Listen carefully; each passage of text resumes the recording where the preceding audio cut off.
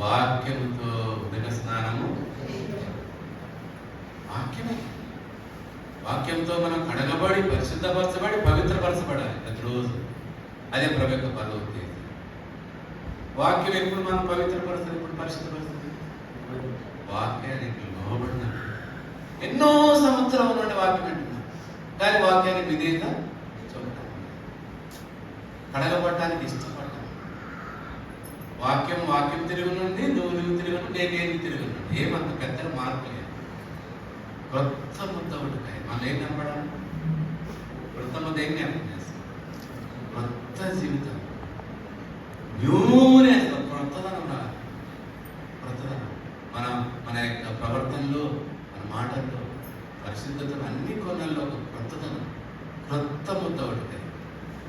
క్రొత్త హృదయం, క్రొత్త మనస్సాక్షి, క్రొత్త స్వభావం, ఇలాంటివన్నీ మనలో రేకెత్తించడానికి వరకు యేసుక్రీస్తులో నాదుడు వీడ సెలవులైనాడు, వధించబడ్డాడు. పస్కా గొర్రెపిల్ల. నిర్గమాకాండం 12వ అధ్యాయంలో ఇశ్రాయేల్ ప్రజలు ఐగుప్తు దాస్యం రావడానికి ఏం వధించారు? పస్కా గొర్రెపిల్లను వధించారు. ఆ రక్తం ద్వారములను చూసినప్పుడు వారు విడుదల పొందారు. మరి అద్భుతాల ద్వారా విడుదల పొందలేదు. నిర్గమాకాండం ముగించు. నిర్గమాకాండం 12వ అధ్యాయం 21-22 వచ్చిన. కాబట్టి మోసే ఇశ్రాయేలు పెద్దలందరినీ పిలిపించి వారితో ఇట్లనే, మీరు మీ కుటుంబంలో చొప్పున మందలో నుండి పిల్లలు తీసుకొని ఏమిటంటే పస్కా పశువును.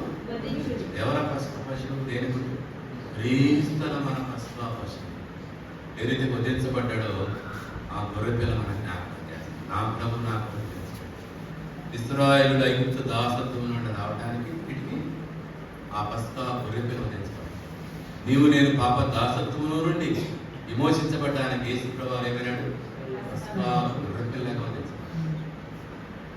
నీ నా పతనములు, నీ నా బలహీనతలు తీసివేసి వధువు సంఘముగా సిద్ధపరచడానికి, పరిశుద్ధమైన సంఘం, నిర్దోషమైన సంఘముగా, మహిమల సంఘముగా తీర్చిదిద్దడానికి, వధువు సంఘంగా సిద్ధపరచబడటానికి, ప్రభు వచ్చినప్పుడు ఎత్తబడటానికి నీకోసం నా కోసం వధించబడ్డా. అవునా ప్రభా, నా కోసం వధించబడ్డావా? నా కోసం అంత గొప్ప ప్రేమించవా?